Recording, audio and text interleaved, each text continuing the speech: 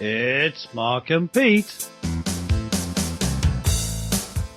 Hello, and welcome to the show, More Colourful Conversations with Mark and Pete, a show dedicated to religion, politics and business. On this week's show, we'll be talking about the key question: does Britain have a drinking problem? Recent government statistics have suggested that actually the number of youths that are drinking in the United Kingdom is actually down. But it also cites a number of other reasons for why that would be.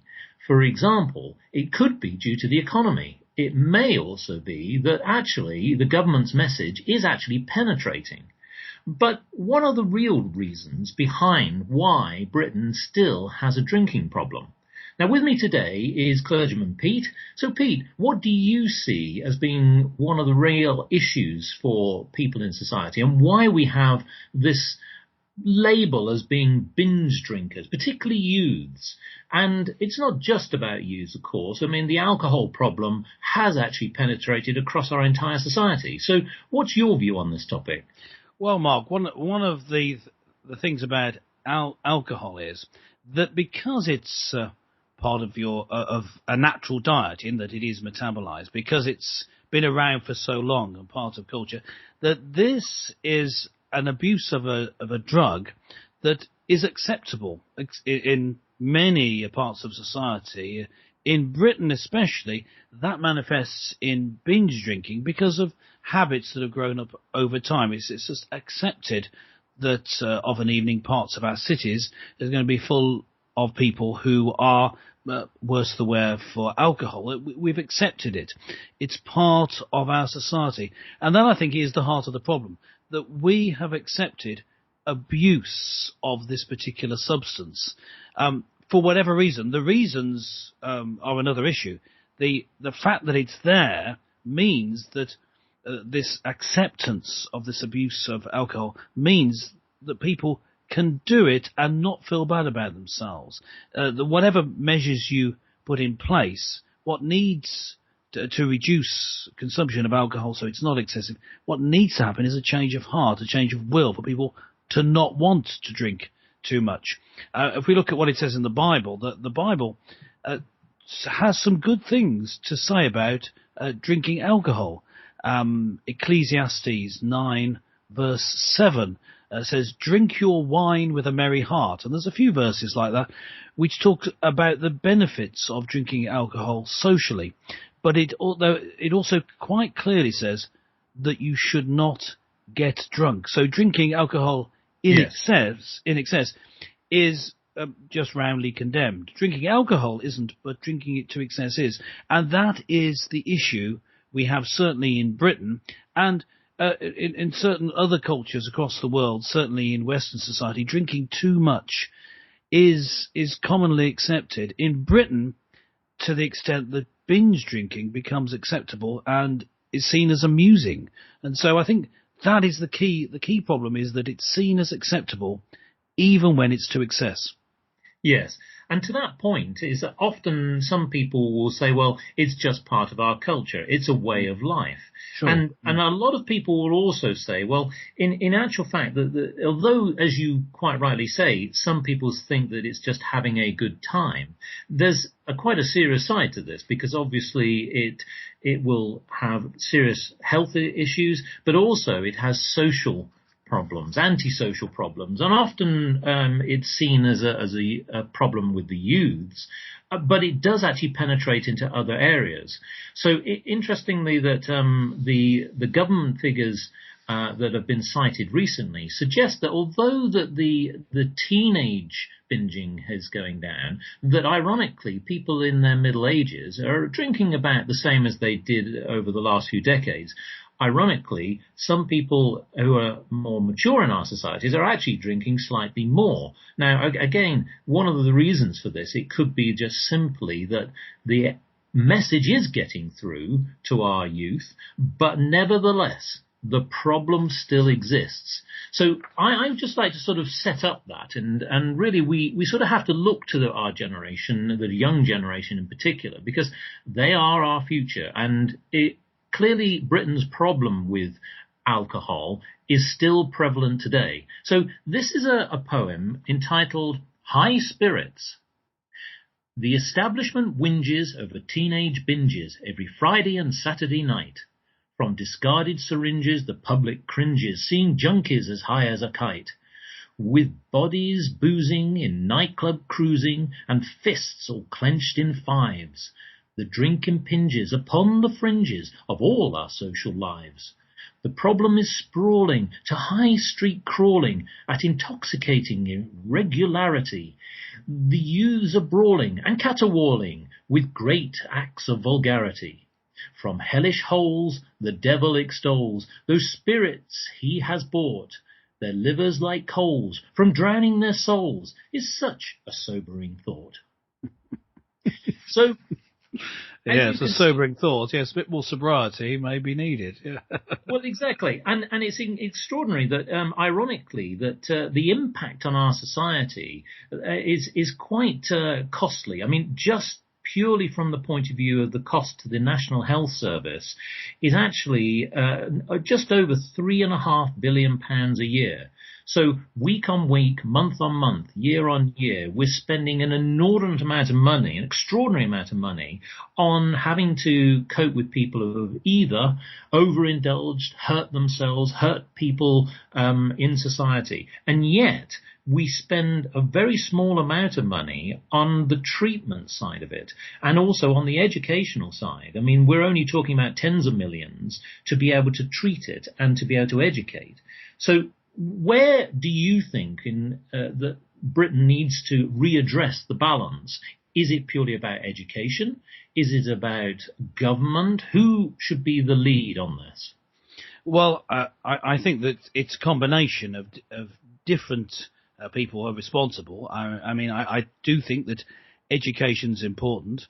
I do think that there's something to be said for the pricing issue, you know, keeping it reasonably expensive. I'm not one of those who think, well, you know, you should take all the tax off. I think that the problem with having tax is that it becomes less of an incentive for governments to dissuade you from drinking. But, you know, that's the issue that I would have with it, not the fact that you shouldn't keep alcohol at a reasonable price.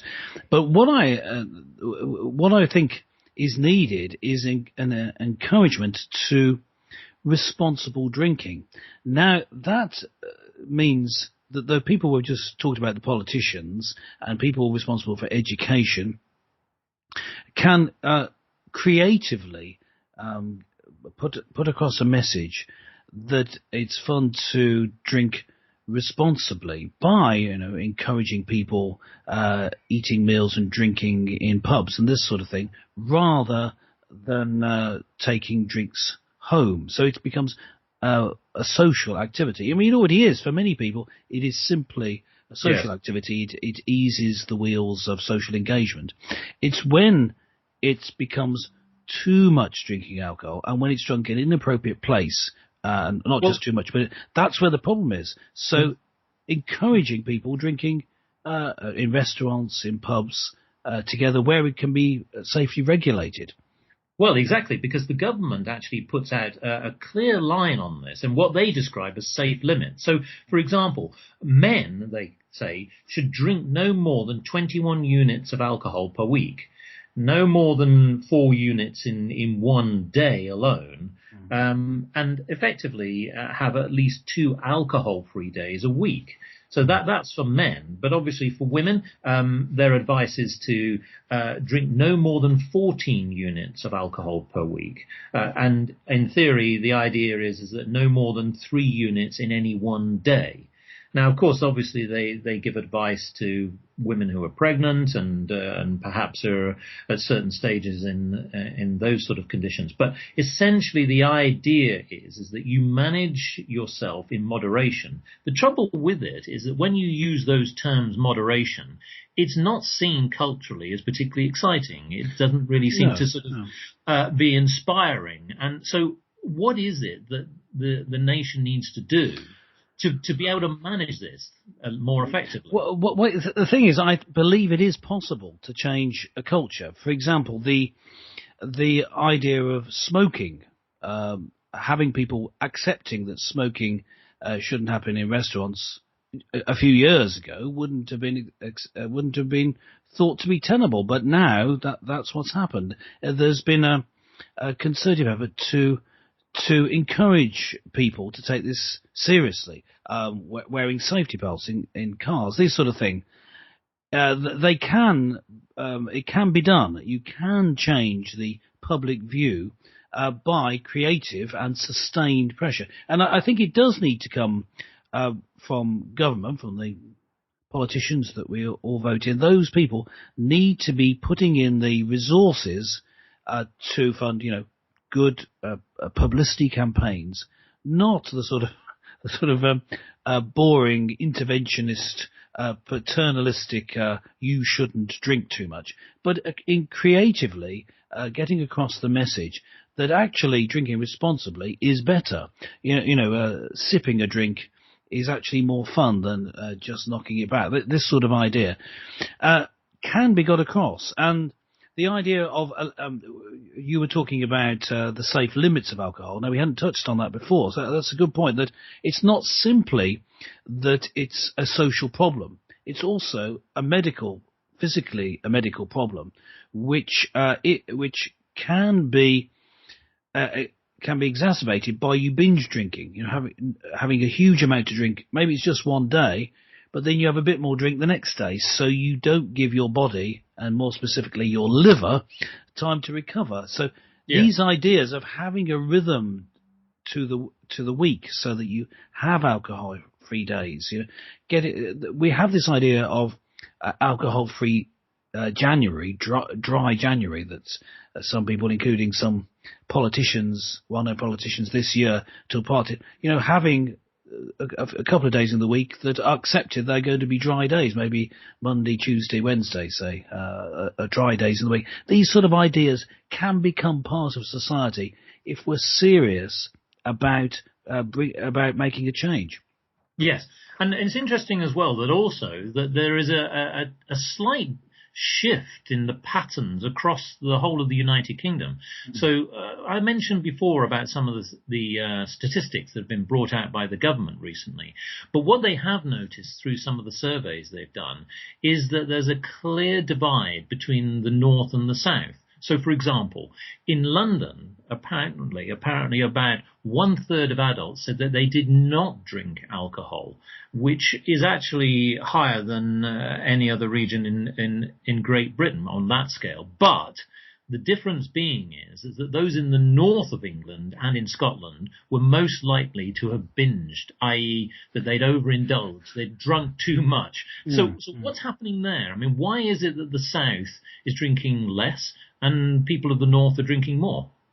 Well, I don't know the exact changes in the demography of the south, whether we have people coming in to the country who have a different society, a different religion, and so they're not going to be drinking. It's not acceptable for them to drink within their culture, whether it's Muslims or certain branches of the Christian world which frown upon drinking. When they come into the country, maybe there are more of those in the south. I mean, I haven't seen the statistics, so I don't know on that. That could be an issue. But it could be the different culture of drinking, which is what I was talking about, which has changed over the years more in the south to be more of a European model. Say, for example, in France, where you'd have a glass of wine with your meal. And I believe I'm right in saying that in Britain, we now drink more wine than they do in France. Yes. Certainly, there's been an increase in it. So this idea of sipping wine, I know you can drink wine quick. You can drink wine by knocking it back in the same way as you drink beer or shorts, but it's the idea not just drinking wine but sipping it with your meal, and thus not being binge drinking and not drinking quite so much as you're eating food with it. So it may be. I think there's possibly two different related things that are contributing to this difference. The culture in the north being different to the south, but also it may be that there are people coming into the country who have a different way of life. Yes. Well, to that point, and this would be backed by a statement that was given by Professor Sir Ian Gilmore. Now, he is of the Alcohol Health Alliance, and he made a statement which was backed by the government recently, and he said the following: whilst the average level of consumption has fallen, this may be in part due to the change in the ethnic makeup of the country, with many people abstaining from drinking altogether. So it's a general statement, but I think it does follow that pattern that perhaps, as you say, that maybe through the influx of certain cultures and people from certain areas of other parts of Europe, maybe, or even the world, who perhaps might be more transient towards London or the South generally, and that could be one of the reasons.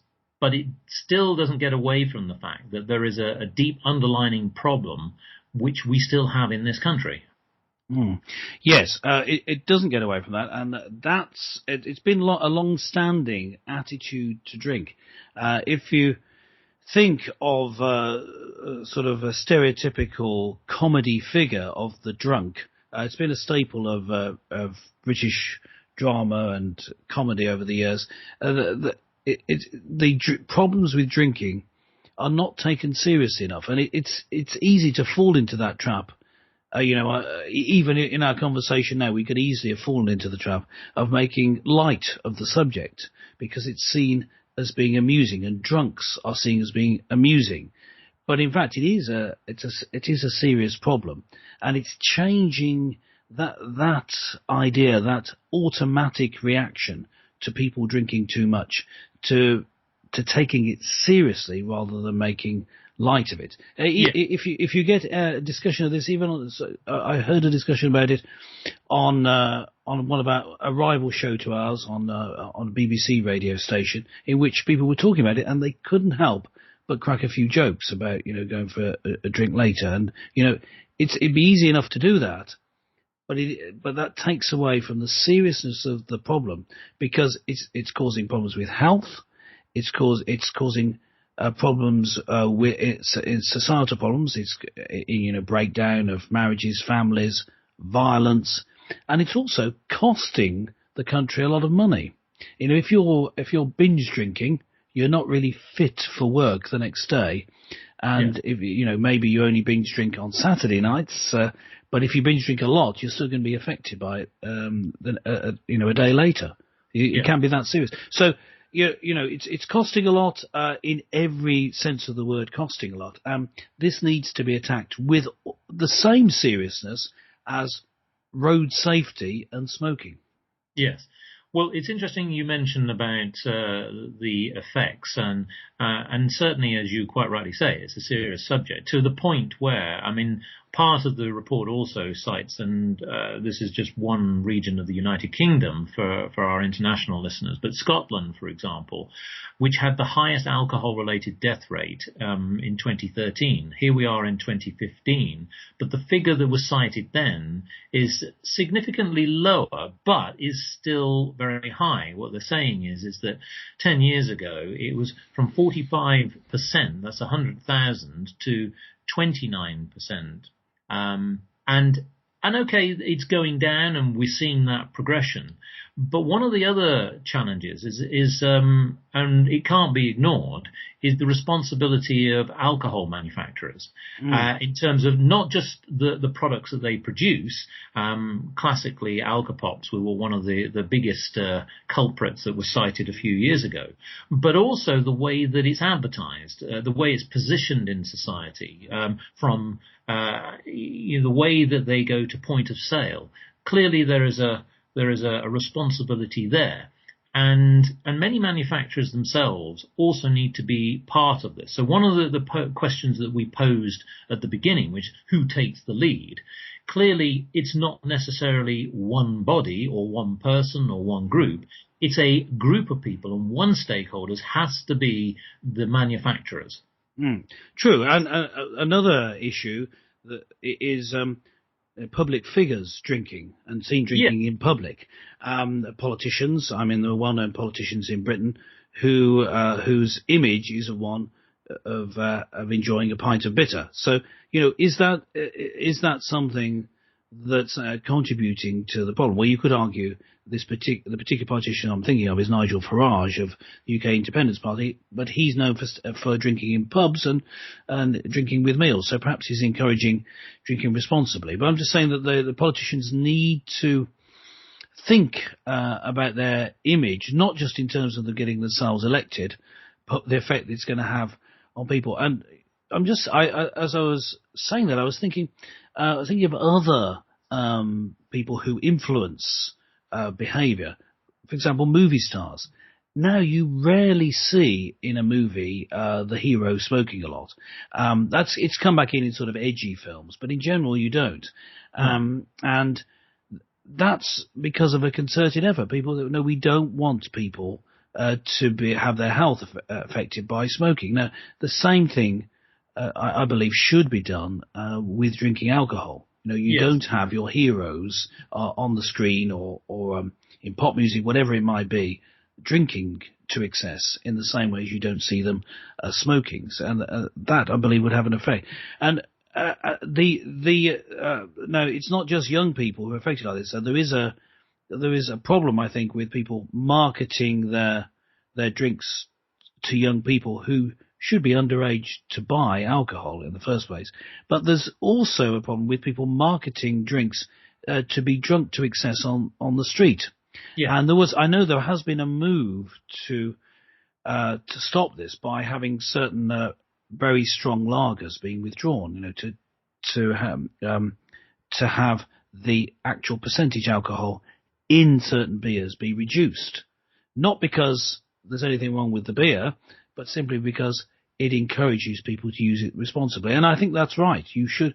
It's the way that the drink is being used by people needs to be taken into account. It may not be that was the intention of the manufacturer when they started making this product, but if it is used irresponsibly and there's something they can change, like reducing the alcohol level so that it won't be in future, then they should be encouraged to do it, perhaps by being made to do it, because the stakes are so high. Yes, and I think that's probably a better way than some of the measures that have been suggested. So, for example, they have suggested, the government, about putting price points on. So there's a minimum price for a bottle of alcohol, whether that's in the form of beer or wine and so on. Well, I think that might exclude a few people in society, but ultimately for those people who are addicted, I don't think that's going to be a barrier. I do agree that I think that it's a combination of good education. Yes, there may be the manufacturers can look at the way that they produce their products, although they would argue that would be a compromise. But I think it's more around the point of the social responsibility. And I'm sort of encouraged, at least, that there is a seemingly, on the surface, a trend that people are beginning to get, that the bad old binging days of Britain, where we saw those horrible scenes of youths spilling out into the streets every Friday and Saturday night, is something that's still there, but is at least a trend going in the right direction, where perhaps this generation, this younger generation, are starting to recognize that you can still have a good time, but you don't need to rely on alcohol. Before we end this show, I'd like to also reference to our listeners some useful points of contact. So for those people who would like to reach out to either discuss this matter, particularly if you've got an issue with this topic, there are some useful contacts in the form of Drinkline is the National Alcohol Helpline, and that's something that's freely available, that you can contact people on a weekly basis and throughout the weekends. And of course, there's Alcoholics Anonymous. So we welcome your input on this. Join us again next time for more colourful conversations with Mark and Pete.